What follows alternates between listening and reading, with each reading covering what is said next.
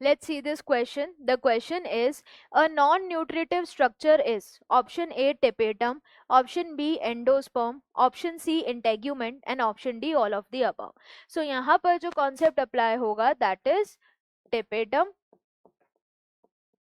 एक tapetum concept apply होगा, then इसके बाद जो भी ऑप्शंस है वो सारे कॉन्सेप्ट हम यहाँ पर देखेंगे। एंडोस्पर्म, मेनली इन दो स्ट्रक्चर्स की बात की जाएगी।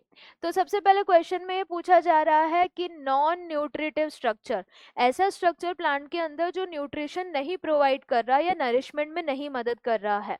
तो सबसे पहले बात की जाए टेपेटम के बारे में, inner most lining of microsporangium, जो नरिशमेंट देगा डेवलपिंग पोलन ग्रेन को। पर हमें तो क्या ढूंढना है, नॉन नरिशमेंट वाला। तो ये तो गलत हो गया, क्योंकि टेपेटम क्या कर रहा है, इट प्रोवाइड्स नरिशमेंट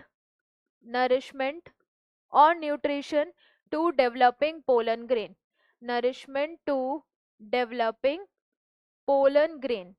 तो ये स्ट्रक्चर जो न्यूट्रिशन का काम कर रहा है, तो ये गलत हो गया, ग्रेन। देन इसके बाद एंडोस्पर्म, एंडोस्पर्म की अगर बात की जाए तो ये ऐसा स्ट्रक्चर है जो कि ट्रिपल फ्यूजन से बना है, डबल फर्टिलाइजेशन के। ये भी नरिशमेंट का काम करेगा डेवलपिंग एम्ब्रियो के लिए। तो इसीलिए यहाँ पर एंडोस्पर्म भी क्या है, न्यूट्रिटिव है, फूड स्टोरिंग स्ट्रक्चर है, तो ये भी गलत हो जाएगा। इंटेग्यूमेंट्स की अगर बात की जाए तो इंटेग्यूमेंट्स क्या है, प्रोटेक्टिव कवरिंग ओव्यूल्स की। तो ये प्रोटेक्टिव कवरिंग ओव्यूल की कोई नरिशमेंट का काम नहीं कर रही है, सिर्फ इनका काम क्या है, प्रोटेक्शन। तो इंटेग्यूमेंट्स प्रोटेक्टिव शीथ और protective covering of ovule, protective covering of ovule.